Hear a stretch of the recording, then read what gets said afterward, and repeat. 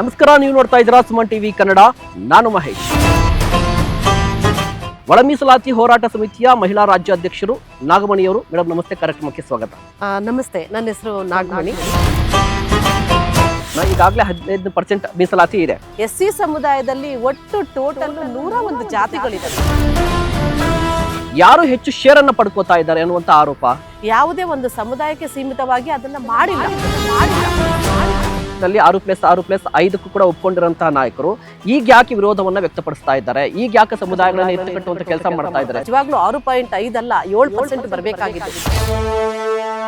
ಮಂದಕೃಷ್ಣ ಮಾದಿಗ ಅವರನ್ನ ಕರೆಸಿದ್ದೇ HK ಮುನಿಯಪ್ಪನವರು ಅಂತ ಆರೋಪ ಬಂತು. ನೀವು ಎಷ್ಟು ಮಟ್ಟಿಗೆ ತಪ್ಪು ಅಂತ ಹೇಳ್ತೀರಾ?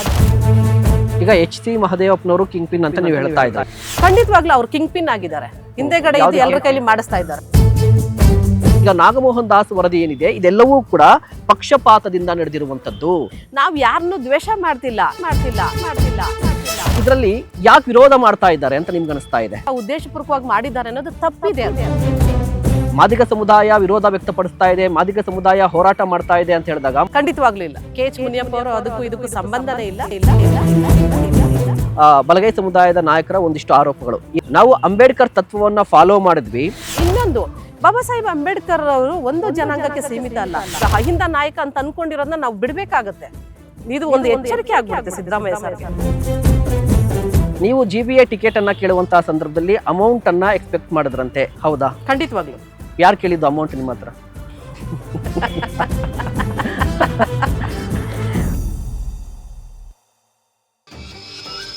ಸುಮನ್ ಟಿವಿ ಕನ್ನಡದಲ್ಲಿ ಜಾಹೀರಾತು ನೀಡಲು ಸಂಪರ್ಕಿಸಿ 9686376663.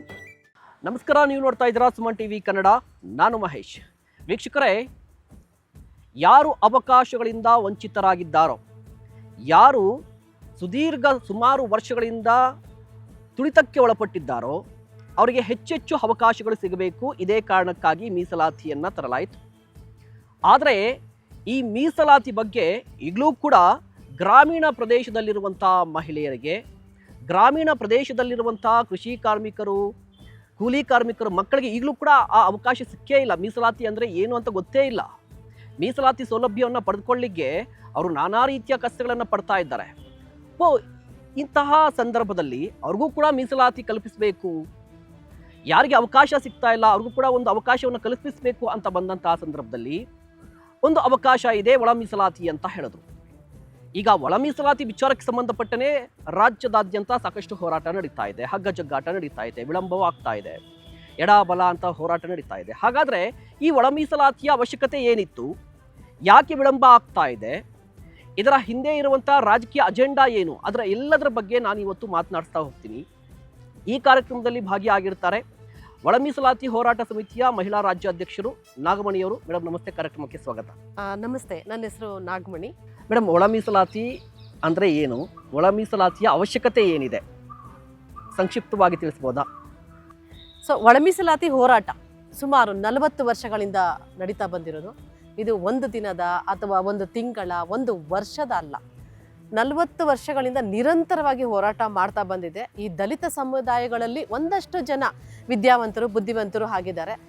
ಇದು ಬಹುಸಂಖ್ಯಾತ ಜನ ದಲಿತ ಸಮುದಾಯದಲ್ಲಿ ಅತ್ಯಂತ ಬಹುಸಂಖ್ಯಾತ ಜನರಾಗಿರೋದ್ರಿಂದ 30-40 ವರ್ಷಗಳಿಂದ ಹೋರಾಟ ಮಾಡ್ತಾ ಬಂದಿರೋದ್ರಿಂದ ಸಾಮಾಜಿಕವಾಗಿ, ಆರ್ಥಿಕವಾಗಿ, ರಾಜಕೀಯವಾಗಿ ಯಾವುದೇ ಪ್ರಾತಿನಿಧ್ಯಗಳಿಗೆ ಒಳಪಟ್ಟಿರಲಿಲ್ಲ. ಅಂಥ ಒಂದು ಹಿಂದೆ ನೀವು ನೋಡ್ತಾ ಹೋದಾಗ ಸುಮಾರು 30 ಜನ MLAಗಳಿಗಿಂತ ಜಾಸ್ತಿ ಇರ್ತಾ ಇದ್ರು ದಲಿತ ಸಮುದಾಯಗಳಲ್ಲಿ. ಇತ್ತೀಚೆಗೆ ನೀವು ನೋಡ್ತಾ ಇದ್ದೀರಾ ಎಲ್ಲ ಕಡೆನೂ ಇವಾಗ 101 ಜಾತಿ SC ಸಮುದಾಯದಲ್ಲಿರೋದ್ರಿಂದ, ಈಗ ಒಂದು ಎಕ್ಸಾಂಪಲ್ ಅಂತ ನಾವು ಹೇಳಬೇಕಂದ್ರೆ, ಒಂದು ಮನೆಯಲ್ಲಿ 10 ಜನ ಮಕ್ಕಳಿರ್ತಾರೆ ಅಂತ ತಿಳ್ಕೊಳ್ಳಿ. ನಾವು ತಾಯಿ ಆಗಿರೋರು, ತಂದೆ ಆಗಿರೋರು 10 ಜನ ಮಕ್ಕಳಿಗೂ ಹಂಚಿ ತಿಂದು ಹೊಟ್ಟೆ ತುಂಬಿಸ್ತೀವಿ. ಅದೇ ರೀತಿಯಲ್ಲಿ ಇದು ಒಳ ಮೀಸಲಾತಿ ಅನ್ನೋದು ಒಂದು ಸಹ. ಈ ಎಲ್ಲ ಈಗ ನಮ್ಮ ಭಾರತ ದೇಶ ಏನಿದೆ ಸರ್ವಜನಾಂಗದ ಶಾಂತಿಯ ತೋಟ ಅಂತ ನಾವು ಕರಿತೀವಿ. ಎಲ್ಲ ಜನರನ್ನು ಒಟ್ಟುಗೂಡಿಸ್ಕೊಂಡು ಹೋಗ್ತಕ್ಕಂಥ ಕೆಲಸಗಳನ್ನು ಮಾಡುವಾಗ ಯಾರು ಅವಕಾಶ ವಂಚಿತರಾಗಿರ್ತಾರೆ ಅವರಿಗೆ ಅವಕಾಶ ಕೊಡುವುದೇ ಇದು ಒಳ ಮೀಸಲಾತಿ ಅಂತ ನಾವು ಹೇಳ್ತೀವಿ. ಆಮೇಲೆ ಇವಾಗ್ಲೂ ನೀವು ನೋಡ್ತಾ ಇದ್ದೀರಾ ಉತ್ತರ ಕರ್ನಾಟಕದ ಭಾಗದಲ್ಲಿ ಹಂದಿಗಳಿಗಿಂತ ಕಡೆಯಾಗಿ ಬದುಕ್ತಿರ್ತಕ್ಕಂಥ ಜನನ ನೋಡ್ತಾ ಇದ್ದೀವಿ. ದೇವದಾಸಿ ಮಕ್ಕಳಿದ್ದಾರೆ, ಅಲೆಮಾರಿ ಜನಾಂಗ ಇದ್ದಾರೆ, ಬುಡಕಟ್ಟು ಜನಾಂಗ ಇದ್ದಾರೆ.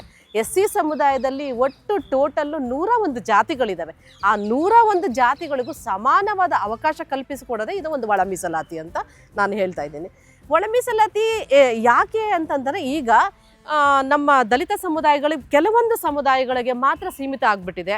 ಸೊ ಅದರಿಂದ ಅಲ್ಲಿ ಅವಕಾಶ ವಂಚಿತರಾಗಿ ಒಂದು ಕುಬ್ಜತೆಯಿಂದ ಬದುಕ್ತಕ್ಕಂಥ ಪರಿಸ್ಥಿತಿ ಕೆಲವೊಂದು ಸಮುದಾಯಗಳು ಆವಾಗಿನಿಂದನೂ ಬರ್ತಾ ಇದ್ದಾರೆ. ಇವಾಗ ಅವರು ಉದ್ಯೋಗ ಮಾಡುವ ಅವಕಾಶದಿಂದನೇ ಅವರು ಒಂದು ಸ್ವಲ್ಪ ಮೇಲ್ಮಟ್ಟಕ್ಕೆ ಹೋಗಿ ತಮ್ಮ ಸಮುದಾಯಗಳನ್ನು ಹೇಳ್ಕೊಳ್ತಾ ಇದ್ದಾರೆ. ಬೇರೆಯವ್ರನ್ನ ಅಟ್ಲೀಸ್ಟ್ ಒಟ್ಟಿಗೆ ಎಲ್ಲರನ್ನ ಅವಕಾಶ ವಂಚಿತರನ್ನು ಒಟ್ಟಿಗೆ ತಗೊಂಡು ಹೋಗ್ತಕ್ಕಂಥ ಒಂದು ಸಮಾನ ಮನಸ್ಥಿತಿ ಬಂದರೆ ಅದು ಕಾನ್ಸ್ಟಿಟ್ಯೂಷನಿಂದ ಮಾತ್ರ. ಆ ಕಾನ್ಸ್ಟಿಟ್ಯೂಷನ್ ಹಕ್ಕುಗಳಿಗಾಗಿ ಮಾತ್ರ ನಾವು ಇದನ್ನು ಒಳ ಮೀಸಲಾತಿಗಾಗಿ ಹೋರಾಟ ಮಾಡ್ತಾ ಇರೋದು ಅಂತ ನಾನು ನಿಮ್ಮ ಮೂಲಕ ಹೇಳ್ತಾ ಇದ್ದೀನಿ. ಓಕೆ, ಈಗ ನೀವು ಹೇಳ್ತಾ ಇದ್ರಲ್ವಾ ಎಲ್ಲರಿಗೂ ಅವಕಾಶಗಳು ಸಿಗಬೇಕು ಅಂತ ಹೇಳಿ. ಹಾಗಾದ್ರೆ ಈಗಾಗಲೇ ಇರುವಂತಹ 15% ಬಗ್ಗೆ ಮಾತನಾಡೋಣ. ಈಗಾಗಲೇ 15% ಮೀಸಲಾತಿ ಇದೆ. ಈ ಮೀಸಲಾತಿಯಲ್ಲಿ ಯಾರು ಹೆಚ್ಚು ಶೇರನ್ನು ಪಡ್ಕೋತಾ ಇದ್ದಾರೆ ಅನ್ನುವಂಥ ಆರೋಪ ನಿಮ್ಮದು. ಯಾಕೆ ಈ ಮಾದಿಗ ಸಮುದಾಯಕ್ಕೆ ಹೆಚ್ಚು ಶೇರ್ ಸಿಗ್ತಾ ಇಲ್ವಾ? ಖಂಡಿತವಾಗ್ಲೂ ಇದು ಸತ್ಯವಾದ ಮಾತು. ಯಾಕೆಂದರೆ ಅವಕಾಶ ವಂಚಿತರಿಗೆ ಈಗ ಅವರಿಗೆ ಒಂದು ಹಳ್ಳಿನಲ್ಲಾಗಿರ್ಬೋದು ಅವ್ರಿಗೆ ಮಾರ್ಗದರ್ಶನ ಕೊಡೋರು ಕಡಿಮೆ ಇದ್ದಾರೆ. ಅವರು ಉಳುವವನೇ ಭೂಮಿ ಒಡೆಯ ಅಂತ ಇವಾಗ ಸಮುದಾಯಗಳು ಅವರು ಏನು ಹೇಳ್ತಾ ಇದ್ದಾರೆ, ನಮಗೆ ಅದು ಇದು ಅನ್ನೋ ಭಾವನೆಗಳೇ ಇಲ್ಲ. ಇಲ್ಲಿ ಜನಸಂಖ್ಯಾನುಸಾರವಾಗಿ ಎಲ್ಲ ವರದಿಗಳಂತೆ ಇವಾಗ ಮಾಧುಸ್ವಾಮಿ ವರದಿ ಆಗಿರ್ಬೋದು, ನಾಗಮೋಹನ್ ದಾಸ್ ವರದಿ ಆಗಿರ್ಬೋದು, ಅದಕ್ಕಿಂತ ಮುಂಚೆ ಇನ್ನೊಂದು ವರದಿ ಬಂದಿತ್ತು. ಆ ವರದಿಗಳು ಸಹ ಏನು ತಪ್ಪಾಗಿದ್ದಾವ, ಅದನ್ನೆಲ್ಲ ಮಾಡಿರೋದು ಸರ್ಕಾರನೇ ಮಾಡಿರೋದು. ಯಾವುದೇ ಒಂದು ಸಮುದಾಯಕ್ಕೆ ಸೀಮಿತವಾಗಿ ಅದನ್ನು ಮಾಡಿಲ್ಲ. ಇದು ಸರ್ಕಾರನೇ ಜನಗಣತಿ ಮಾಡಿರೋದು. ಅಂದರೆ ನೀವು ಹೇಳ್ತಾ ಇರೋದು ರೀತಿ ನೋಡಿದ್ರೆ ಈಗ ಜನರೇ ಮಾಡಿರ್ತಕ್ಕಂಥ ಉದ್ದೇಶಪೂರ್ವಕವಾಗಿ ಮಾಡಿದ್ದಾರೆ ಅನ್ನೋದು ತಪ್ಪಿದೆ. ಅದು ಸರ್ಕಾರನೇ ರಚನೆ ಮಾಡಿರ್ತಕ್ಕಂಥ ಆಯೋಗ, ಸರ್ಕಾರದ ನಿಯಮಾವಳಿ ಪ್ರಕಾರವಾಗಿ ಅದನ್ನು ಅಂಕಿ ಅಂಶದ ಪ್ರಕಾರವಾಗಿ ಜನಗಣತಿ ಮಾಡಿರೋದು. ನೀವು ಎಷ್ಟರ ಮಟ್ಟಿಗೆ ತಪ್ಪು ಅಂತ ಹೇಳ್ತೀರಾ? ಜನಸಂಖ್ಯೆ ಅನುಸಾರವಾಗಿ ಎಲ್ಲರನ್ನು ಒಟ್ಟಿಗೆ ಸೇರಿಸ್ಕೊಂಡು ಎಡ ಬಲ ಏನಿರ್ಬೋದು, ಈಗ ಬೇರೆ ಬೇರೆ ಸಮುದಾಯಗಳಿದ್ದಾವೆ, ಜನಸಂಖ್ಯೆ ಅನುಸಾರವಾಗಿ ಎಲ್ಲರೂ ಹಂಚಿ ತಿನ್ನುವ ಸ್ವಭಾವ ಬಂದರೆ ಖಂಡಿತವಾಗ್ಲೂ ಇದನ್ನು ಒಪ್ಕೊಳ್ಳೋಂಥ ವಿಷಯ. ಆಯ್ತು, ಈಗ ಮೇಲ್ನೋಟಕ್ಕೆ 15% ಈಗ ಹಂಚಿಕೆ ಮಾಡಿರುವಂಥದ್ದು 6+6+5 ಕೊಟ್ಟಿದ್ದಾರೆ. ಹೌದು, ಓಕೆ ಅಲ್ವಾ? ಹಾಗಾದ್ರೆ ಇದರಲ್ಲಿ ಯಾಕೆ ವಿರೋಧ ಮಾಡ್ತಾ ಇದ್ದಾರೆ ಅಂತ ನಿಮ್ಗೆ ಅನಿಸ್ತಾ ಇದೆ? ಈಗ ವಿರೋಧ ಮಾಡ್ತಾ ಇರೋದು 6%, 5% ಆಗಿ ಬಂದಿರೋದು ಅದನ್ನ ಎಲ್ಲರೂ ಒಪ್ಕೊಂಡಿದ್ರು. ನಾನು ಒಂದು ಒಳ ಮೀಸಲಾತಿಯ ಹೋರಾಟಗಾರ್ತಿಯಾಗಿ ನಾನು ಹೇಳ್ತಾ ಇರೋದು, ಇದೇ ಜ್ಞಾನ ಪ್ರಕಾಶ ಸ್ವಾಮೀಜಿ ಆಗಿರ್ಬೋದು, ಇದೇ ನಮ್ಮ ಪರಮೇಶ್ವರ್ ಸರ್ ಆಗಿರ್ಬೋದು, ಫ್ರೀಡಂ ಪಾರ್ಕ್ ಬಂದು ಖುದ್ದಾಗಿ ಅವರೇ ಮಾತಾಡಿದ್ದಾರೆ. ಎಲ್ಲರೂ ಒಳ ಮೀಸಲಾತಿ ಪರವಾಗಿ ಬಂದರು. ಯಾವಾಗ ಪ್ರವರ್ಗ ಎ, ಪ್ರವರ್ಗ ಬಿ, ಪ್ರವರ್ಗ ಸಿ ಅಂತ ಬಂತು, ಆ ಟೈಮಲ್ಲಿ ಪ್ರವರ್ಗ ಏನಲ್ಲಿ ನಮಗೆ ಬರಬೇಕು ಅನ್ನೋ ಒಂದು ಹೆಚ್ಚಾಗಿ ತಿಂದವರು ಸಹ ಪ್ರವರ್ಗ ಏನಲ್ಲಿ ಬರಬೇಕು ಅನ್ನೋ ಉದ್ದೇಶ ಅದನ್ನು ಸರಿ ಮಾಡಬೇಕು ಅನ್ನೋ ಉದ್ದೇಶದಿಂದ ಇವರು ಕಿತ್ತಾಡ್ತಿದ್ದಾರೆ ವಿನಃ ಎಲ್ಲರೂ ಕೂತ್ಕೊಂಡು ಬಗೆಹರಿಸಿದ್ರೆ ಸಂವಿಧಾನಾತ್ಮಕವಾಗಿ ಎಲ್ಲರಿಗೂ, ಬಡ ಜನರಿಗೂ ಮತ್ತು ಕೂಲಿ ಕಾರ್ಮಿಕರಿಗಾಗಿರ್ಬೋದು, ಮತ್ತು ನಮ್ಮ ಗುಡಿಸಲಲ್ಲಿ ಇರ್ತಕ್ಕಂಥ ಅಲೆಮಾರಿ ಜನಾಂಗಕ್ಕೂ ಇದು ನ್ಯಾಯ ಸಿಗುತ್ತೆ. ಒಳ ಮೀಸಲಾತಿ ಒಂದು ಸಮುದಾಯಕ್ಕೆ ಮಾತ್ರ ಅಲ್ಲ, 101 ಜಾತಿಗಳಿಗೂ ಇದು ನ್ಯಾಯ ಸಿಗುತ್ತೆ. ಇದರಲ್ಲಿ ನೀವು ಹೇಳ್ತಾ ಇದ್ರಿ ಡಾಕ್ಟರ್ ಜಿ ಪರಮೇಶ್ವರ ರಾಹದಿಯವರಾಗಿ ಹೋರಾಟಕ್ಕೆ ಬಂದು ಸಪೋರ್ಟ್ ಮಾಡೋದು ಅಂತ ಹೇಳಿ. ಬಟ್ ಪ್ರಾಕ್ಟಿಕಲ್ ಆಗಿ ನೋಡೋದಾದ್ರೆ ಬಹಿರಂಗ ಸಭೆಗಳಲ್ಲಿ ಎಲ್ಲರೂ ಕೂಡ ಒಳ ಮೀಸಲಾತಿ ಪರವಾಗಿದ್ದೀವಿ ಅಂತ ಹೇಳ್ತಾ ಇರುವಂಥದ್ದು, ಮತ್ತೆ ವಿಶೇಷ ಕ್ಯಾಬಿನೆಟ್ನಲ್ಲಿ 6+6+5 ಕೂಡ ಒಪ್ಕೊಂಡಿರುವಂತಹ ನಾಯಕರು ಈಗ ಯಾಕೆ ವಿರೋಧವನ್ನು ವ್ಯಕ್ತಪಡಿಸ್ತಾ ಇದ್ದಾರೆ? ಈಗ ಯಾಕೆ ಸಮುದಾಯಗಳನ್ನು ಎತ್ತುಕಟ್ಟುವಂಥ ಕೆಲಸ ಮಾಡ್ತಾ ಇದ್ದಾರೆ? ಎತ್ತುಕಟ್ತಾ ಇರುವಂಥ ಕೆಲಸ ಯಾಕೆ ಮಾಡ್ತಿದ್ದಾರೆ ಅಂತ ನಾನು ಹೇಳ್ತಾ ಇದ್ದೀನಿ. ಯಾಕಂದ್ರೆ ಈಗ ಆಯಾ ಸಮುದಾಯಗಳು ಹೋರಾಟ ಮಾಡ್ತಿದೆ ಅಂತ ಹೇಳಿದ್ರೆ ಅದಕ್ಕೆ ಬ್ಯಾಕ್ ಬೋನ್ ಆಗಿ ಸಪೋರ್ಟಿವ್ ಇರಲೇಬೇಕಾಗುತ್ತೆ. ಈಗ ರೈಟ್ ಸಮುದಾಯಗಳು ಹೋರಾಟ ಮಾಡುತ್ತೆ ಅಂತ ಹೇಳಿದ್ರೆ ಆ ರೈಟ್ ಸಮುದಾಯವನ್ನು ಪ್ರತಿನಿಧಿಸುವಂತ ನಾಯಕರ ಬೆಂಬಲ ಇದ್ದೇ ಇರುತ್ತೆ. ಈಗ ಮೊನ್ನೆ ಒಂದು ಆರೋಪ ಬಂದಿತ್ತು, ಮಾದಿಗ ಸಮುದಾಯ ವಿರೋಧ ವ್ಯಕ್ತಪಡಿಸ್ತಾ ಇದೆ, ಮಾದಿಗ ಸಮುದಾಯ ಹೋರಾಟ ಮಾಡ್ತಾ ಇದೆ ಅಂತ ಹೇಳಿದಾಗ ಮಂದಕೃಷ್ಣ ಮಾದಿಗ ಅವರನ್ನ ಕರೆಸಿದ್ದೇ KH ಮುನಿಯಪ್ಪನವರು ಅಂತ ಆರೋಪ ಬಂತು. ಖಂಡಿತವಾಗ್ಲೂ KH ಮುನಿಯಪ್ಪ ಅವರು ಅದಕ್ಕೂ ಇದಕ್ಕೂ ಸಂಬಂಧನೇ ಇಲ್ಲ. ಸಮುದಾಯದ ಪರವಾಗಿ ಒಂದು ದೇಶದ ಒಂದು ದೊಡ್ಡ ವ್ಯಕ್ತಿಯಾಗಿ ಮತ್ತು ನಾಯಕತ್ವದ ಗುಣಗಳಿರ್ತಕ್ಕಂಥ ಮಂದಕೃಷ್ಣ ಮಾದಿಗ ಅವರು ಅಲ್ಲಿ ಬೇರೆ ಸ್ಟೇಟ್ಗಳಲ್ಲಿ ಇವಾಗ ಆಯೋಗ ಏನು ರಚನೆ ಆಗಿದೆ, ಕರ್ನಾಟಕದಲ್ಲಿ ಯಾಕೆ ಆಗ್ತಾ ಇಲ್ಲ ಒಂದು ಇದರಿಂದ ಅವರು ಬಂದಿದ್ದಾರೆ, ವಾಲಂಟಿಯರಾಗಿ ಬಂದಿದ್ದಾರೆ ವಿನಃ ಯಾರೂ ಅವ್ರನ್ನ ವೈಯಕ್ತಿಕವಾಗಿ ಯಾರೂ ಕರೆಸಿಲ್ಲ. ಯಾಕಂದ್ರೆ ನಾನು ಒಂದು ಒಳ ಮೀಸಲಾದ ಹೋರಾಟಗಾರ್ತಿಯಾಗಿ ನಾನು ಹೇಳ್ತಾ ಇರೋದು, ವಾಲಂಟಿಯರಾಗಿ ಎಲ್ಲರೂ ಬಂದಿದ್ದಾರೆ. 40 ವರ್ಷಗಳ ಹೋರಾಟದ ಒಂದು ಪ್ರತಿಫಲಕ್ಕೆ ನೀವು ಸರ್ಕಾರ ಒಪ್ಪಿಗೆ ಕೊಡಲಿ ಅಂದ್ರೆ ಕೇವಲ ಒಂದು 3 ಸಾರಿ ಬಂದು ನೀವು ಅವ್ರಿಗೆ ಮನ್ನಣೆ ಕೊಡ್ತೀರಾ, ಇದೆಷ್ಟರ ಮಟ್ಟಿಗೆ ಸರಿ ಇದೆ ಅಂತ ನಾವು ಸನ್ಮಾನ್ಯ ಮುಖ್ಯಮಂತ್ರಿಗಳಿಗೆ ನಾವು ಪ್ರಶ್ನೆ ಮಾಡ್ಬೋದು. ಈಗ ಸಮಾಜ ಕಲ್ಯಾಣ ಇಲಾಖೆ ಸಚಿವರು ಅವರೇ ಆಗಿದ್ದಾರೆ. ಯಾಕೆ ಸಮಾಜದ ಒಂದು ಪ್ರತಿನಿಧಿಗೆ ಒಂದೇ ಸಮಾಜಕ್ಕೆ ಸೀಮಿತನ ಸಮಾಜ ಕಲ್ಯಾಣ ಇಲಾಖೆ ಸಚಿವರು? ಇಡೀ 101 ಜಾತಿ ಅಲ್ಲ, SC ST ಸಮುದಾಯಗಳು ಎಲ್ಲರಿಗೂ ಸಮಾನವಾಗಿ ನೋಡಬೇಕಾಗಿರ್ತಕ್ಕಂಥ ಒಂದು ಪ್ರಾತಿನಿಧ್ಯನ ಅವ್ರು ಪಡ್ಕೊಂಡಿದ್ದಾರಲ್ಲ. ನಾನು ಯಾವುದೋ ಹೋರಾಟಕ್ಕೆ ಸೀಮಿತನಾಗಿಲ್ಲ, ನಾನು ಯಾವುದೇ ಇದಕ್ಕೆ ಹೇಳಿಲ್ಲ, ನನಗೆ ಅದಕ್ಕೂ ಗೊತ್ತಿಲ್ಲ, ನನಗೂ ಇದಕ್ಕೂ ಸಂಬಂಧ ಇಲ್ಲ ಅಂತ ಹೇಳೋದು ಎಷ್ಟರ ಮಟ್ಟಿಗೆ ಸರಿ ಇದೆ? ಸಮಾಜ ಕಲ್ಯಾಣ ಇಲಾಖೆಯ ಸಚಿವರಾಗಿ ಸಮಾಜವನ್ನು ಒಂದು ಉನ್ನತವಾಗಿ ಒಟ್ಟಿಗೆ ತಗೊಂಡೋಗ್ತಕ್ಕಂಥ ಜವಾಬ್ದಾರಿಯುತವಾದ ಕೆಲಸವನ್ನು ನಮ್ಮ ಸಮಾಜ ಕಲ್ಯಾಣ ಇಲಾಖೆ ಸಚಿವರು ಮಾಡಬೇಕಿತ್ತು. ಅದನ್ನು ಹಾಗಾದ್ರೆ ಈಗ ಮಾಡ್ತಾ ಇಲ್ಲ ಅಂತ ಆರೋಪ ನಿಮ್ದು. ಹೌದು. ಯಾಕೆ ಹೇಳ್ತಾ ಇದ್ರ ಮಾಡ್ತಾ ಇಲ್ಲ ಅಂತ ಹೇಳಿ? ಖಂಡಿತವಾಗ್ಲೂ ಅವ್ರು ಕಿಂಗ್ ಪಿನ್ ಆಗಿದ್ದಾರೆ. ಹಿಂದೆಗಡೆ ಎಲ್ಲರ ಕೈಲಿ ಮಾಡಿಸ್ತಾ ಇದ್ದಾರೆ. ಜನಾಂಗವನ್ನ ಎತ್ತಿಕಟ್ಟತಕ್ಕಂಥ ಕೆಲಸ ಸಮಾಜ ಕಲ್ಯಾಣ ಇಲಾಖೆ ಸಚಿವರು ಮಾಡ್ತಾ ಇದ್ದಾರೆ. ಏನ್ ಉದ್ದೇಶ ಇರ್ಬೋದು ಅವ್ರದ್ದು? ಅವರ ಉದ್ದೇಶ ಇವಾಗ ನೋಡಿ 6% ಎಲ್ಲದನ್ನೂ ಸೇರಿಸಿ ಈಗ 5% ಏನಿದೆಯಲ್ಲ, ಒಂದೇ ಸಮುದಾಯ 2 ಸಮುದಾಯಗಳೇ ತಿಂತಾ ಇದ್ರು. ಈಗ ಅವ್ರವ್ರ ಪಾಲು ಅವ್ರವ್ರು ಕೊಟ್ಟು ಬಿಟ್ರೆ, ಪರ್ಟಿಕ್ಯುಲರ್ ಆಗಿ ಹೇಳೋದಾದ್ರೆ ಯಾವ ಸಮುದಾಯ ಇಷ್ಟು ವರ್ಷ ಶೇರ್ ಅನ್ನ ಪಡ್ಕೋತಾ ಇತ್ತು? ಈಗ ಲಂಬಾಣಿ, ಬೋವಿ ಸಮಾಜದವರಾಗಿರ್ಬೋದು, ಕೊರಮ, ಕೊರಚ ಎಲ್ಲರೂ ಇದ್ದಾರೆ. ನಮ್ಮ ಬಲಗೈ ಸಮುದಾಯದವರು ಎಲ್ಲ ಸಹೋದರ ಸಂಬಂಧಿಗಳಿಗೆ ನಾವು ಯಾರನ್ನು ದ್ವೇಷ ಮಾಡ್ತಿಲ್ಲ. ಅದು ಇವಾಗ 2011 ಜನಗಣತಿಯಂತೆ 15% ಏನು ಕೊಟ್ಟಿದ್ದಾರೋ ಅದರಂತೆ ಒಟ್ಟಿಗೆ ಕೂತ್ಕೊಂಡು ಬಗೆಹರಿಸಿಕೊಂಡು ಅವ್ರದ್ದು ಪಾಲು ಅವ್ರಿಗೆ ಕೊಟ್ರೆ ನಿಜವಾಗ್ಲೂ ಅಹಿಂದ ಸರ್ಕಾರ ಅಂತ ನಾವು ಸಿದ್ದರಾಮಯ್ಯ ಸರ್ಕಾರವ್ರನ್ನ ಏನು ಹೇಳ್ತಾ ಇದ್ದೀವಿ, ನಿಜವಾಗ್ಲೂ ಅವ್ರಿಗೆ ನಾವು ಗೌರವಿಸ್ತಕ್ಕಂಥ ಕೆಲಸ ನಾವು ಮಾಡ್ಬೋದಾಗಿತ್ತು. ಏಕ್ದಮ್ ನೀವು ಸಡನ್ನಾಗಿ ನೀವು ಸೆಷನ್ನ ಮುಂದೂಡ್ಬಿಟ್ಟು ಲಾಸ್ಟ್ ದಿನ ಇಟ್ಕೊಂಡಿರೋದೇ ಮೊದಲನೇ ತಪ್ಪು. ಫಸ್ಟ್ ಆಫ್ ಆಲ್ ಇಂಥ ಒಂದು ಸೂಕ್ಷ್ಮ ಒಂದು ವಿಚಾರ ಇದು. ಆಮೇಲೆ ಯಾರು ಆಪೋಸಿಟ್ ಮಾಡ್ತಾರೆ, ಎಷ್ಟು ದಿನಗಳಿಂದ ಏನಾಗಿದೆ, ಬಹುಸಂಖ್ಯಾತ ಜನರು ಯಾರ್ಯಾರಿದ್ದಾರೆ, ಎಷ್ಟು ಜನಸಂಖ್ಯಾನುಸಾರವಾಗಿ ಇಡೀ ರಾಜ್ಯದಲ್ಲಿ ಜನಸಂಖ್ಯೆ ಇದೆ ಅಂತ ಪ್ರತಿಯೊಬ್ಬರಿಗೂ ಗೊತ್ತಿದೆ. ಎಲ್ಲ ಕ್ಷೇತ್ರದಲ್ಲೂ ಕಾಂಗ್ರೆಸ್ ಪಕ್ಷ ಇದೆ, ಎಲ್ಲ ಕ್ಷೇತ್ರದಲ್ಲೂ BJP ಪಕ್ಷ ಇದೆ, ಎಲ್ಲ ಕ್ಷೇತ್ರಗಳಲ್ಲೂ MLAಗಳಿದ್ದಾರೆ. ಸೊ ಅವರ ರಾಜಕೀಯ ಪ್ರಾತಿನಿಧ್ಯಗಳಿಗೋಸ್ಕರ ಅವರ ಸೀಟನ್ನು ಭದ್ರಪಡಿಸ್ಕೋಸ್ಕರವಾಗಿ ಜನಗಳನ್ನು ಎತ್ತುಕಟ್ಟಿ ಅವ್ರ ಸೀಟನ್ನು ಭದ್ರಪಡಿಸ್ಕೊಂಡು ಜನಗಳಿಗೆ ಈ ಥರ ಚೀಮಾರಿ ಬಿಡೋದು ಎಷ್ಟು ಮಟ್ಟಿಗೆ ಸರಿ ಇದೆ ಈ ಸರ್ಕಾರಕ್ಕೆ ಅಂತ. ಈಗ HC ಮಹದೇವಪ್ಪನವರು ಕಿಂಗ್ ಪಿನ್ ಅಂತ ನೀವು ಹೇಳ್ತಾ ಇದ್ರಿ. ಹೌದು. ಹಾಗಾದ್ರೆ ಅವ್ರ ಉದ್ದೇಶ ಏನು? ಹಾಗಾದ್ರೆ ಉದ್ದೇಶ ಏನಂದ್ರೆ ತನ್ನ ಸಮುದಾಯಕ್ಕೆ ಎಲ್ಲಿ ಕಡಿಮೆ ಆಗ್ಬಿಡುತ್ತೆ ಅನ್ನೋ ಉದ್ದೇಶ. ಈಗ ಫಾರ್ ಎಕ್ಸಾಂಪಲ್ ಗುಲ್ಬರ್ಗಾದಲ್ಲಿ ಆಗಿರ್ಬೋದು ಬಹುಸಂಖ್ಯಾತ ಮಾದಿಗ ಸಮುದಾಯ ಇದೆ, ಕೊರಟಗೆರೆ ಕ್ಷೇತ್ರದಲ್ಲಿ ಬಹುಸಂಖ್ಯಾತರ ಮಾದಿಗ ಸಮುದಾಯ ಇದೆ. ಸೊ ಅವ್ರಿಗೆ ಪ್ರಾತಿನಿಧ್ಯಗಳು ಸಿಕ್ಬಿಡುತ್ತೆ, ಅಲ್ಲಿ ಕೊಡ್ಲೇಬೇಕಾಗತ್ತೆ. ಈಗ ಎಲ್ಲಿ ಜನಸಂಖ್ಯೆ ಅನುಸಾರವಾಗಿ ಹೆಚ್ಚಿನ ಜನಸಂಖ್ಯೆ ಯಾರುತ್ತೆ ಅವ್ರಿಗೆ ನಾವು ಕೊಡ್ಲೇಬೇಕಾಗತ್ತಲ್ಲ. ಕಾನ್ಸ್ಟಿಟ್ಯೂಷನ್ ಇರೋದೇನಕ್ಕೆ? ಸರ್ವ ಜನಾಂಗದ ಶಾಂತಿಯ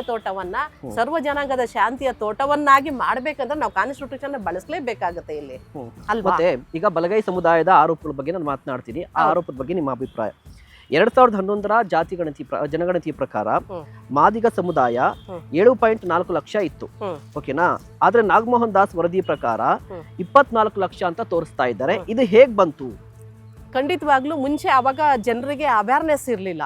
ಈಗ ಸ್ವಲ್ಪ ಡೆವಲಪ್ಮೆಂಟ್ ಆಗಿದೆ, ವಿದ್ಯಾವಂತರಿದ್ದಾರೆ, ಬುದ್ಧಿವಂತರಿದ್ದಾರೆ. ತನ್ನ ಸಮುದಾಯವನ್ನು ಯಾವ ರೀತಿ ನಾವು ಕಟ್ಟಬೇಕು ಅನ್ನೋ ಕನ್ಸರ್ನ್ ಇಟ್ಕೊಂಡು ಮಾಡಿದ್ದಾರೆ. 40 ವರ್ಷದ ಹೋರಾಟಗಳು ಹಳ್ಳಿ ತನಕ ಹೋಗಿದೆ. ಎಲ್ಲರೂ ವಾಲಂಟ್ರಿಯಾಗಿ ಬರ್ತಾ ಇದ್ದಾರೆ. ಅದು ಇವಾಗ ನಾವು ಹೇಳೋದು ಅವಶ್ಯಕತೆನೇ ಇಲ್ಲ. ಈಗ ನಾವು ಎಲ್ಲ ಕಡೆ ಅವೇರ್ನೆಸ್ಸು ಮಾಡಿದ್ವಿ. ಅವರವರ ಜನಾಂಗಕ್ಕೆ ಪ್ರಾತಿನಿಧ್ಯಗಳು ಸಿಗಬೇಕಂದ್ರೆ ಪ್ರತಿಯೊಬ್ಬರು ನೀವು ಜನಗಣತಿ ಮಾಡಬೇಕು ಅನ್ನೋದನ್ನು ನಾವು ಪ್ರಚಾರನೂ ಮಾಡಿದ್ವಿ. ಆ ಪ್ರಚಾರನೂ ಅದನ್ನು ಲೆಕ್ಕ ಕೌಂಟ್ ಆಗಿರ್ಬೋದು ಜಾಸ್ತಿ ಅಂತ ನನಗನ್ಸುತ್ತೆ. ಆವಾಗ ಕೌಂಟ್ ಆಗದೆ ಇರ್ಬೋದು, ಎಲ್ಲ ಕೂಲಿ ಕಾರ್ಮಿಕರೇ ನಮ್ಮಲ್ಲಿರೋದು. ಆದಿ ಕರ್ನಾಟಕ ಸಮುದಾಯ ಈ ಹಿಂದೆ ಬಂದಂಥ ವರದಿಯಲ್ಲಿ 26 ಲಕ್ಷ ಇತ್ತು ಆದಿ ಕರ್ನಾಟಕ. ಬಟ್ ನಾಗಮೋಹನ್ ದಾಸ್ ವರದಿಯಲ್ಲಿ 1.7 ಲಕ್ಷ ಅಂತ ತೋರಿಸಿದ್ದಾರೆ. ಅಂದ್ರೆ ಈ ಆದಿ ಕರ್ನಾಟಕದಲ್ಲಿ ಇದ್ದಂತಹ ಜನರನ್ನ ಮಾದಿಗ ಸಮುದಾಯಕ್ಕೆ ತೋರಿಸ್ಬಿಟ್ಟಿದ್ದಾರೆ. ಇದೇ ಕಾರಣಕ್ಕಾಗಿ ಮಾದಿಗ ಸಮುದಾಯದ ಜನಸಂಖ್ಯೆ ಹೆಚ್ಚಾಗ್ಬಿಟ್ಟಿದೆ. ಸೊ ಈಗ ನಾಗಮೋಹನ್ ದಾಸ್ ವರದಿ ಏನಿದೆ ಇದೆಲ್ಲವೂ ಕೂಡ ಪಕ್ಷಪಾತದಿಂದ ನಡೆದಿರುವಂಥದ್ದು. ಇದು ನಾಗಮೋಹನ್ ದಾಸ್ ಒಂದು ರೀತಿಯಾಗಿ ಷಡ್ಯಂತ್ರವನ್ನ ಮಾಡಿದ್ದಾರೆ. ಇದ್ರ ಜೊತೆಗೆ ಯಾರು ಮಾದಿಗ ಸಮುದಾಯದಲ್ಲಿ ಹುಟ್ಟಿದ್ದಾರೆ ಅವರು ಮತಾಂತರಗೊಂಡಿದ್ರೂ ಕೂಡ ಅವರನ್ನ ಮಾದಿಗ ಸಮುದಾಯವೇ ಅಂತ ತೋರಿಸಿದ್ದಾರೆ. ಸೊ ಇದೇ ಕಾರಣಕ್ಕಾಗಿ ಮಾದಿಗ ಸಮುದಾಯದ ಜನಸಂಖ್ಯೆಯನ್ನು ಹೆಚ್ಚಾಗಿ ತೋರಿಸಿದ್ದಾರೆ. ಸೊ ಈ ನಾಗಮೋಹನ್ ದಾಸ್ ವರದಿ ಏನಿದೆಯಲ್ವಾ, ಇದು ಒಂದು ರೀತಿಯಾಗಿ ಪಕ್ಷಪಾತಿ, ಸುಳ್ಳು ಅಂತ. ಇಲ್ಲ, ಖಂಡಿತವಾಗ್ಲೂ ಇಡೀ ರಾಜ್ಯದಲ್ಲಿ ನಾವು ಸಂಚಾರ ಮಾಡಿ ನೋಡ್ಬೇಕಂತಂದ್ರೆ ಈಗ ಒಂದು ಮೈಸೂರು ಭಾಗದಲ್ಲಿ ಹೆಚ್ಚಿನ ಜನಸಂಖ್ಯೆ ಇದೆ ಬಲಗೈ ಸಮುದಾಯ. ಈ ಕಡೆ ಭಾಗದಲ್ಲಿ ನಮ್ಮ ಕೋಲಾರ ಡಿಸ್ಟಿಕ್ಕು ಮತ್ತು ದೇವನಹಳ್ಳಿ ಡಿಸ್ಟಿಕ್ ಆಗಿರ್ಬೋದು, ತುಮಕೂರು ಡಿಸ್ಟಿಕ್ ಆಗಿರ್ಬೋದು ಮಾದಿಗ ಸಮುದಾಯ ಹೆಚ್ಚಿನ ಜನಸಂಖ್ಯೆ ಇದೆ. ಆಮೇಲೆ ನೆಕ್ಸ್ಟು ಇವಾಗ ನಾವೇನು ಹೋರಾಟದ ಹಾದಿ ಹಿಡ್ಕೊಂಡು ಬಂದಿದ್ವಲ್ಲ, ಅಲ್ಲಲ್ಲಿ ಪ್ರತಿ ಜಿಲ್ಲೆಗೂ ಪಂಚಾಯಿತಿಗಳಿಗೂ ಹೋಗಿ ಪ್ರಚಾರ ಮಾಡಿದ್ದಾರೆ. ಯಾಕೆಂದರೆ ನಾವೊಬ್ಬರು ಇಡೀ ಒಂದು ಸಮುದಾಯಕ್ಕೋಸ್ಕರ ಯಾವತ್ತೂ ಹೋರಾಟ ಮಾಡಿಲ್ಲ. ಎಂಟೈರ 101 ಜಾತಿಗಳಿಗೂ ನ್ಯಾಯ ಸಿಗಲಿ, ಮತ್ತು ಅಲೆಮಾರಿ ಜನಾಂಗಗಳಿಗೂ ಭಿಕ್ಷೆ ಬೇಡ್ಕೊಂಡು ಇನ್ನೂ ಬದುಕ್ತಾ ಇದ್ದಾರೆ. ಅಂಥವ್ರಿಗೂ ನ್ಯಾಯ ಸಿಗಲಿ ಅನ್ನೋ ಉದ್ದೇಶಪೂರ್ವಕವಾಗಿ ಕಿತ್ತು ತಿನ್ನೋ ಸ್ವಭಾವ ಯಾವತ್ತೂ ಮಾದಿಗ ಜಾತಿಗಳಿಗೆ ಇಲ್ಲ. ಹಂಚಿ ತಿನ್ನುವ ಸ್ವಭಾವ, ಅಂಥ ದೊಡ್ಡ ಗುಣ ಇರ್ತಕ್ಕಂಥ ಸ್ವಭಾವ ಇರ್ತಕ್ಕಂಥ ಮಾದಿಗ ಸಮುದಾಯಕ್ಕೆ ಆ್ಯಕ್ಚುಲಿ ಹೇಳಬೇಕಂದ್ರೆ ನಿಜವಾಗ್ಲೂ 6.5 ಅಲ್ಲ 7% ಬರಬೇಕಾಗಿದ್ದು. ಆವಾಗ್ಲೂ ಒಂದು ಮಾತುಕತೆ ನಂತರ ಆರ್ ಹಂಚಿಕೊಳ್ಳೋಣ ಅಂತ ಅಂದ್ಬಿಟ್ಟು ಮಾತುಕತೆ ಮಾಡಿ ಆರ್ ಹಂಚಿದ್ದು. ಈಗ ಏಕಾಏಕಿ ನೀವು ಆರ್ ಹಂಚಿಕೊಂಡಾಗ ಸಮಾಧಾನವಾಗಿದ್ದವರು ಪ್ರವರ್ಗ ಎ ಅಂತ ಬಂದ ತಕ್ಷಣ ಒಂದು ಈಗ ಏನು ರಿಕ್ರೂಟ್ಮೆಂಟ್ ಸ್ಟಾರ್ಟ್ ಆಯಿತು, ಆವಾಗ ಅವ್ರಿಗೆ ಜಲಸ್ ಯಾಕೆ ಬಂತು ಅಂತ ಅಲ್ವಾ? ಒಂದು ಇವಾಗ ಕೆಳಮಟ್ಟದಲ್ಲಿರೋನ್ನ ಸ್ವಲ್ಪ ಮೇಲೆತ್ತಂಥ ಕೆಲಸ ನಾವು ಸರ್ಕಾರದ ವತಿಯಿಂದ ಆಗಿರ್ಬೋದು, ಸಮುದಾಯದವರಾಗಿರ್ಬೋದು ಕೈ ಕೊಟ್ಟು ಎತ್ಕೊಂಡು ಹೋಗಬೇಕು. ನಾವು ಒಂದು ಹ್ಯಾಂಡಿಕ್ಯಾಪ್ಟ್ ಇರ್ತಾರೆ ಅಂದರೆ ನಾವು ಒಂದು ಸಪೋರ್ಟ್ ಮಾಡಿ ರೋಡ್ ದಾಟಿಸ್ತೀವಲ್ಲ, ಸೊ ಅದೇ ಥರನೂ ಇಲ್ಲಿ ಮಾಡ್ಬೋದಾಗಿತ್ತು. ನಮಗೇನು ಹೆಚ್ಚಿಗೆ ಬೇಕು, ಹೆಚ್ಚಿಗೆ ಅವ್ರ ಹತ್ರ ಕಿತ್ಕೋಬೇಕು ಅನ್ನೋ ಉದ್ದೇಶ ಏನಿಲ್ಲ. ಜನಸಂಖ್ಯೆ ಅನುಸಾರವಾಗಿ ನಮ್ದೇನಿದೆಯೋ ನಮಗೆ ಕೊಟ್ಬಿಡಿ. ಸರಿ, ಇವಾಗ ನೀವು ಮಾಡಲ್ವಾ, ನಮ್ಮದು ನಮಗೆ ಕೊಟ್ಬಿಡ್ಲಿ, ಮಿಕ್ಕಿದವರು ಕೊಡನ್ನ ಕೊಡಲಿ, ಬಿಡನ್ನ ಬಿಡಲಿ, ಹಂಚ್ಕೊಂಡನ್ನ ಮಾಡಲಿ, ಏನಾದರೂ ಮಾಡ್ಕೊಳ್ಳಿ. 40 ವರ್ಷದ ಹೋರಾಟಕ್ಕೆ ಇದು ಪ್ರತಿಫಲ ಸಿಗಲೇಬೇಕು.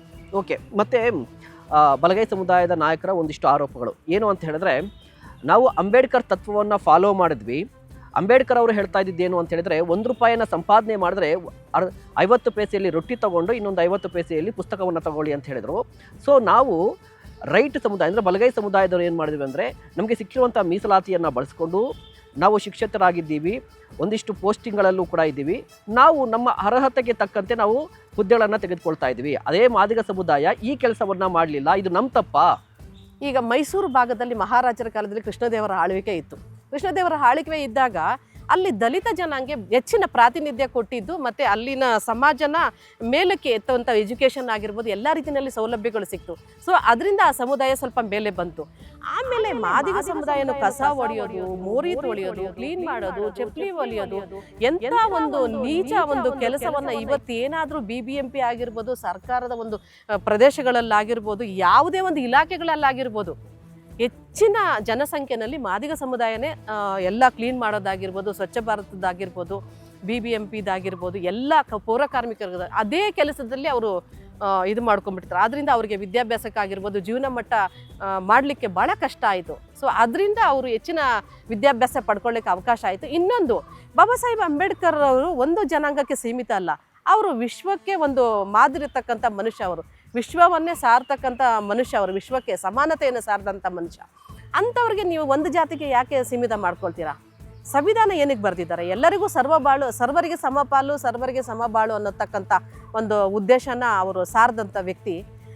ಆ ಒಂದು ಸಮುದಾಯಕ್ಕೆ ನೀವು ಯಾಕೆ ಸೀಮಿತ ಮಾಡ್ಕೊಳ್ತೀರಾ? ಬಾಬಾ ಸಾಹೇಬರು ನಿಮಗಷ್ಟೇ ಸೀಮಿತ ಆಗಿದ್ದಾರಾ ಅಥವಾ ವಿಶ್ವಕ್ಕೆ ಸೀಮಿತ ಆಗಿದ್ದಾರೆ ಅನ್ನೋದು ನನ್ನ ಪ್ರಶ್ನೆ.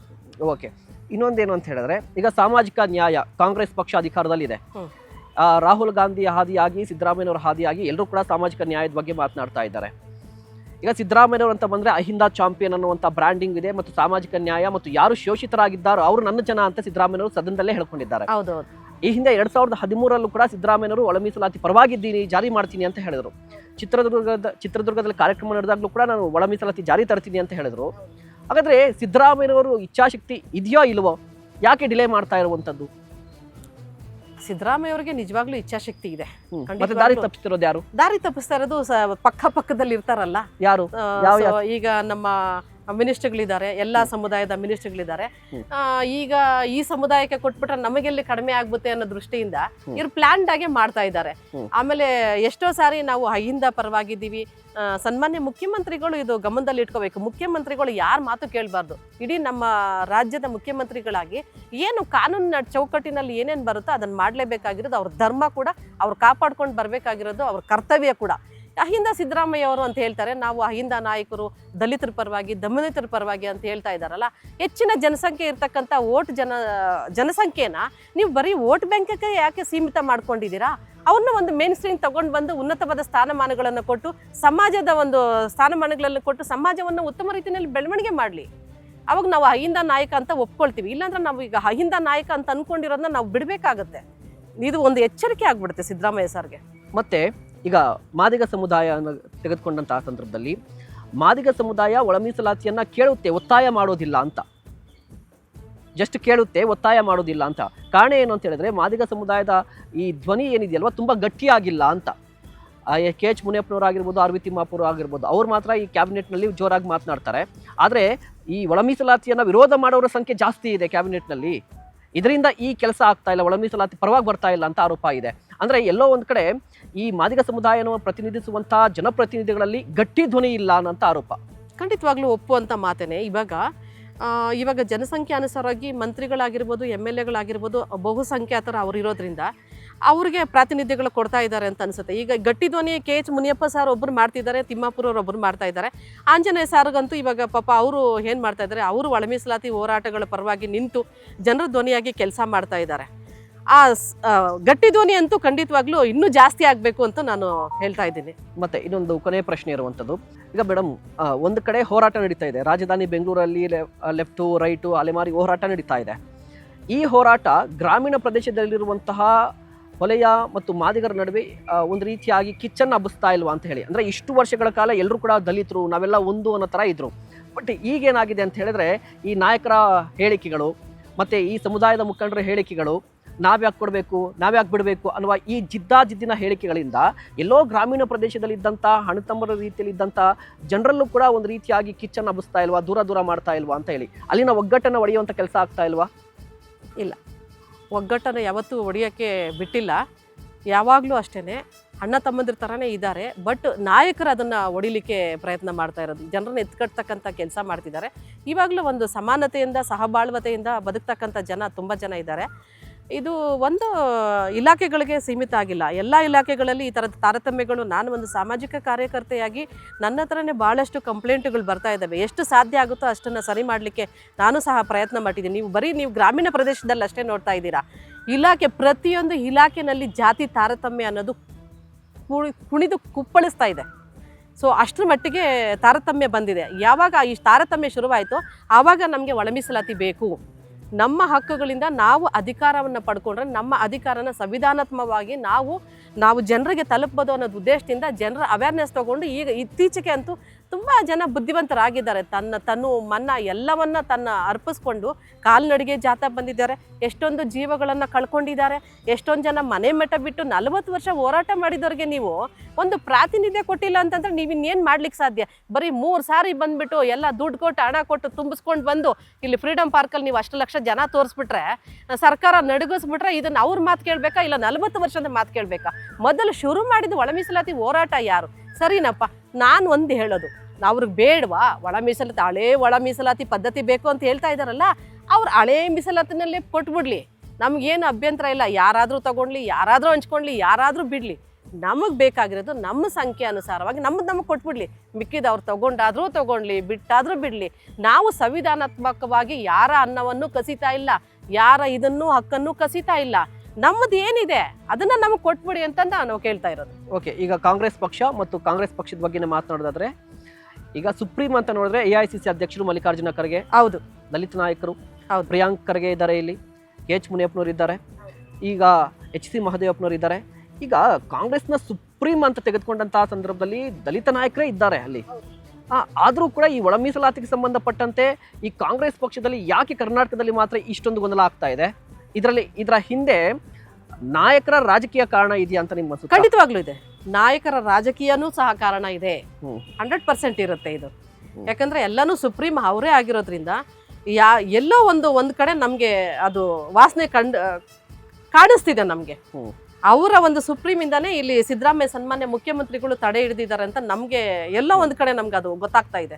ಯಾಕಂದರೆ ನಾನು ಎಷ್ಟೋ ಸಾರಿ CM ಮನೆಯಲ್ಲೂ ನಾವು ಮೀಟಿಂಗ್ ಕರೆದಾಗ ಅದರಲ್ಲಿ ಒಂದು ಪಾರ್ಟ್ ನಂದು ಇತ್ತು. ಒಂದು ಮಹಿಳಾ ಒಂದು ಪ್ರಾತಿನಿಧ್ಯ ತಗೊಂಡು ನಾನು ಹೋದಾಗ ನಾನು ಮಾಡಲಿಕ್ಕೆ ತುಂಬ ಇಷ್ಟ ಇದೆ. ಈ ಜನರು ಈ ರೀತಿ ಇದ್ದಾರೆ. ನನಗೆ ಹಳ್ಳಿನಲ್ಲಿ ನಾನು ಎಲ್ಲರ ಒಂದು ಕಷ್ಟ ಸುಖನ ನೋಡಿದ್ದೀನಿ. ಬಹುಸಂಖ್ಯಾತರು ನಾನು ಮಾಡಬೇಕನ್ನೋ ಉದ್ದೇಶದಿಂದ ಎಲ್ಲ ನಾಯಕರನ್ನ ಒಂದು ಒಪಿನಿಯನ್ ತೊಗೊಂಡು ನಾನು ಮಾಡ್ತೀನಿ ಅಂತ ಹೇಳ್ಬಿಟ್ಟು ಹಿಂಗೆ ತಳ್ಳಿಬಿಡೋ ಥರ ಇದ್ದಾರೆ. ಇವಾಗಲೂ ನಮ್ಗೆ ನಂಬಿಕೆ ಇಲ್ಲ ಅದು ಮಾಡ್ತಾರೆ ಅನ್ನೋದು. ಓಕೆ, ಈಗ ಇನ್ನೊಂದು ವಿಚಾರ, ದಲಿತರ ಒಗ್ಗಟ್ಟರ ಬಗ್ಗೆ ನಾನು ಪ್ರಶ್ನೆ ಕೇಳ್ತೀನಿ. ಕರ್ನಾಟಕದಲ್ಲಿ ದಲಿತರು ನಿರ್ಣಾಯಕ ಪಾತ್ರವನ್ನು ವಹಿಸ್ತಾರೆ. ಯಾವುದೇ ಎಲೆಕ್ಷನ್ ಬಂದರೂ ಕೂಡ ಒಂದು ಪಕ್ಷವನ್ನು ಸೋಲಿಸಬೇಕು, ಒಂದು ಪಕ್ಷವನ್ನು ಗೆಲ್ಲಿಸಬೇಕು ಅಂತ ಹೇಳಿದ್ರೆ ದಲಿತರ ಮತಗಳು ನಿರ್ಣಾಯಕ ಪಾತ್ರ ವಹಿಸುತ್ತೆ. ಆದರೂ ಕೂಡ ಇಲ್ಲಿ ದಲಿತರು CM ಆಗಲಿಲ್ಲ. ಇದಕ್ಕೆ ಕಾರಣ ಏನು ಅಂತ ಹುಡುಕಿದಂತಹ ಸಂದರ್ಭದಲ್ಲಿ, ಒಂದಿಷ್ಟು ವಿಶ್ಲೇಷಣೆ ಮಾಡಿದಂತಹ ಸಂದರ್ಭದಲ್ಲಿ ದಲಿತರಲ್ಲಿ ಒಗ್ಗಟ್ಟೇ ಇಲ್ಲ ಅನ್ನೋದು. ಬಟ್ ಈ ಬಾರಿ ಸಿದ್ದರಾಮಯ್ಯನವರು ಅಧಿಕಾರ ಹಂಚಿಕೆ ಅಂತ ಬಂದಾಗ ಸಿದ್ದರಾಮಯ್ಯನವರ ನಂತರ ದಲಿತರೇ CM ಆಗಬೇಕು ಅಂತ ವಿಚಾರ ಬಂದಾಗ ಫಾರ್ ದಿ ಫಸ್ಟ್ ಟೈಮ್ ಕರ್ನಾಟಕದಲ್ಲಿ ಎಲ್ಲ ದಲಿತ ಶಾಸಕರು ಒಂದಾಗಿದ್ರು. ಹೌದು, ದಲಿತರು ಒಂದಾಗಲಿ ಅಂತ ಹೇಳಿ. ಈಗ ಈ ಒಳ ಮೀಸಲಾತಿಯನ್ನ ತಂದು ದಲಿತರಲ್ಲಿ ಈ ಒಗ್ಗಟ್ಟನ್ನು ಹೊಡೆಯುವಂಥ ಕೆಲಸ ಆಗ್ಬಿಡ್ತಾ ಅಂತ ನನಗನ್ನಿಸ್ತಾ ಇದೆ. ಇಲ್ಲ, ಅದಕ್ಕೂ ಇದಕ್ಕೂ ಸಂಬಂಧನೇ ಇಲ್ಲ. ದಲಿತರನ್ನ ಒಡೆಯೋದು ಏನೂ ಇಲ್ಲ, ಎಲ್ಲರೂ ಹಂಚ್ಕೊಂಡೇ ಇರ್ತಾರೆ. ಈಗ ಏನು ಎಲ್ಲರನ್ನ ಒಟ್ಟುಗೂಡಿಸಿ ಜನಸಂಖ್ಯೆ ಅನುಸಾರವಾಗಿ ಅವರವರ ಪಾಲು ಅವ್ರಿಗೆ ಕೊಟ್ಟರೆ ಖಂಡಿತವಾಗ್ಲೂ ಮತ್ತೆ ಒಗ್ಗಟ್ಟಾಗಿ ಅದನ್ನು ತಗೊಳ್ತಾರೆ. ಓಕೆ, ಇರುವಂಥ 15% ಮೀಸಲಾತಿಯನ್ನು ಹಂಚಿಕೊಳ್ಳಿಕ್ಕೆ ಇಷ್ಟೆಲ್ಲ ಅಗ್ಗಜಗ್ಗಾಟ ಆಗ್ತಾ ಇದೆ. ಇನ್ನು ಕರ್ನಾಟಕದ ಸುಪ್ರೀಂ ಅಂತ ಬಂದಂತಹ ಸಂದರ್ಭದಲ್ಲಿ CM ಸೀಟ್ ಆಗುತ್ತೆ. ಆ CM ಸೀಟ್ಗೆ ಯಾರಿಗೆ ಕೊಡಬೇಕು ಅಂತ ಬಂದಾಗ ಆಗಲೂ ಕೂಡ ಹಗ್ಗಜಗ್ಗಾಟ ಆಗಲ್ಲ ಅಂತ ನಿಮ್ಗೆ ಅನಿಸ್ತಾ ಇದೆಯಾ? ಯಾರಿಗೆ ಕೊಡಬೇಕು ಅಂತ ಬಂದಾಗ ಈಗ ಖರ್ಗೆ ಅವರು ಒಂದು ಸಮುದಾಯವನ್ನು ಪ್ರತಿನಿಧಿಸ್ತಾರೆ, KH ಮುನಿಯಪ್ಪರವರು ಒಂದು ಸಮುದಾಯವನ್ನು ಪ್ರತಿನಿಧಿಸ್ತಾರೆ. ಸೊ ಈ ರೀತಿ ಬಂದಾಗ ಈ ಸಮುದಾಯಗಳಲ್ಲಿ ಅಸಮಾಧಾನ ಬರಲ್ವಾ? ಅಸಮಾಧಾನ ಹೇಗೆ ಬರ್ಲಿಕ್ಕೆ ಸಾಧ್ಯ ಆಗುತ್ತೆ? ಈಗ ಸೀನಿಯಾರಿಟಿ ಬೇಸಿಸ್ ಮೇಲೆ ಯಾರು ಇದಾರ ಅವರೇ ಕೊಡ್ಲಿ, ಅದ್ರಿಗೆ ನಮ್ಮ ಸಮ್ಮತ ಇದೆ. ಯಾರೇ ಇರ್ಬೋದು ಸೀನಿಯಾರಿಟಿ ಬೇಸಿಸ್ ಮೇಲೆ. ಈಗ ಸನ್ಮಾನ್ಯ ಮಲ್ಲಿಕಾರ್ಜುನ ಖರ್ಗೆ ಇರ್ಬೋದು, ಈಗ ಪರಮೇಶ್ವರ್ ಸರ್ ಇರ್ಬೋದು, KH ಮುನಿಯಪ್ಪ ಸರ್ ಇರ್ಬೋದು, ಯಾರಾದರೂ ಬರಲಿ, ಅದನ್ನು ಒಪ್ಪಿಗೆ ನಮಗೆ ಸಮಾಧಾನಕರವಾಗಿದೆ. ಮತ್ತು ನಮಗೆ ಬೇಕಾಗಿರೋದು ಒಳ ಮೀಸಲಾತಿ. ಒಳ ಮೀಸಲಾತಿ ಕೊಟ್ಟು ನೀವು ಯಾರೇ ದಲಿತ CM ಮಾಡಿದ್ರು ಒಪ್ಕೋತೀವಿ. ಓಕೆ, ಈಗ ವಿಶೇಷ ಕ್ಯಾಬಿನೆಟ್ ಕರೆದಿದ್ರು, ಬೈ ಎಲೆಕ್ಷನ್ ನಂತರ ಮತ್ತೆ ಕ್ಯಾಬಿನೆಟ್ ಕರಿತೀನಿ ಅಂತ ಹೇಳ್ತಾ ಇದ್ದಾರೆ. ಸೊ ನಿಮ್ಗೆ ಅನಿಸುತ್ತಾ ಆದಷ್ಟು ಬೇಗ ಈ ಸಮಸ್ಯೆ ಇತ್ಯರ್ಥ ಆಗುತ್ತೆ ಅಂತ ಹೇಳಿ? ಲಾಸ್ಟ್ ಖಂಡಿತವಾಗ್ಲೂ ಮಾಡಲೇಬೇಕು. ಅವರು ಇತ್ಯರ್ಥ ಮಾಡಲಿಲ್ಲ ಅಂತಂದರೆ ನೆಕ್ಸ್ಟ್ ಅವರು ಮಾತನ್ನು ತಪ್ಪದವರಾಗ್ತಾರೆ. ಇಡೀ ನಮ್ಮ ದೇಶದ ಜನ ಚೀಮಾರಿ ಆಗ್ತಕ್ಕಂಥ ಕೆಲಸ ಮಾಡೇ ಮಾಡ್ತಾರೆ. ಲಾಸ್ಟ್ ಟೈಮೂ ಒಂದು ಸಾರಿ ಕಾಂಗ್ರೆಸ್ ಸೋಲ್ಬೇಕಾದ್ರೆ ಕಾರಣ ನಮ್ಮ ಒಳ ಮೀಸಲಾತಿ ಹೋರಾಟಗಾರರಿಂದನೇ ಕಾಂಗ್ರೆಸ್ ಪಕ್ಷ ಸೋತಿರೋದು.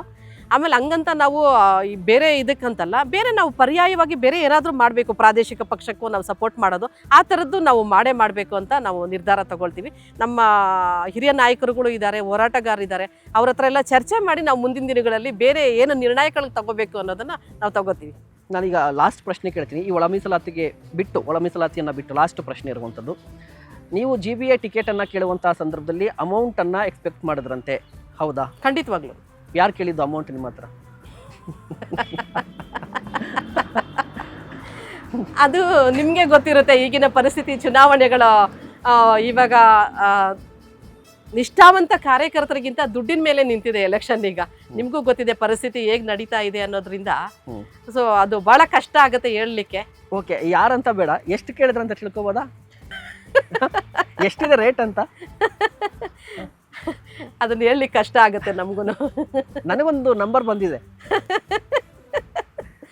ಅದನ್ನ ಹೇಳಲಿಕ್ಕೆ ಭಾಳ ಕಷ್ಟ ಆಗುತ್ತೆ ನಮಗೆ. ನಾವು ಇಷ್ಟು ವರ್ಷಗಳ ಕಾಲ ಕಾಂಗ್ರೆಸ್ ಪಕ್ಷಕ್ಕೆ ನಾವು ನಿಷ್ಠಾವಂತ ಕಾರ್ಯಕರ್ತೆಯಾಗಿ ದುಡ್ದಿದ್ದೀವಿ, ನಿಷ್ಠಾವಂತ ಒಂದು ಹೋರಾಟಗಾರರ ಜೊತೆನೂ ಕೈ ಜೋಡಿಸಿದ್ದೀವಿ. ಬಡ ಮಕ್ಕಳಿಗೆ ಎಜುಕೇಷನ್ಗೆ, ಹೆಲ್ತ್ಗೋಸ್ಕರ ದುಡ್ದು ಒಂದು ಸಮಾಜವನ್ನು ಉನ್ನತ ಸ್ಥಾನಕ್ಕೆ ತರಬೇಕಂತ ಯಾವುದೇ ಜಾತಿ ಅಡ್ಡ ಬಂದಿಲ್ಲ. ಪ್ರತಿಯೊಂದು ಜನಾಂಗದ ಮಕ್ಕಳಿಗೂ ನಾನು ಸಹಾಯ ಮಾಡ್ತಾ ಬಂದಿರೋದು. ಇಂಥ ಒಂದು ಕಾರ್ಯಕರ್ತರನ್ನ ಗುರುತಿಸ್ತಾ ಇರೋದು ದುರದೃಷ್ಟಕರ. Okay madam, thank you so much. ನಮಸ್ಕಾರ. ವೀಕ್ಷಕರೇ, ಒಳ ಮೀಸಲಾತಿಗೆ ಸಂಬಂಧಪಟ್ಟಂತೆ ಇರುವಂತಹ ಪ್ರಶ್ನೆಗಳು, ಯಾಕೆ ಒಳ ಮೀಸಲಾತಿ ಬೇಕು, ಯಾಕೆ ವಿಳಂಬ ಆಗ್ತಾ ಇದೆ, ಇದರ ಹಿಂದೆ ಇರುವಂಥ ರಾಜಕೀಯ ಅಜೆಂಡಾ, ಇದರ ಕಂಪ್ಲೀಟ್ ಮಾಹಿತಿಯನ್ನು ನಾನು ಕೊಟ್ಟಿದ್ದೀನಿ ಅಂತ ನಿಮ್ಗೆ ಅನಿಸ್ತಾ ಇದ್ದರೆ ದಯವಿಟ್ಟು ನಮ್ಮ ಚಾನಲನ್ನು ಸಬ್ಸ್ಕ್ರೈಬ್ ಮಾಡಿ. ಇಂತಹ ಮತ್ತಷ್ಟು ಕಂಟೆಂಟ್ಗಾಗಿ ನೋಡ್ತಾ ಇರಿ ಸುಮನ್ TV ಕನ್ನಡ.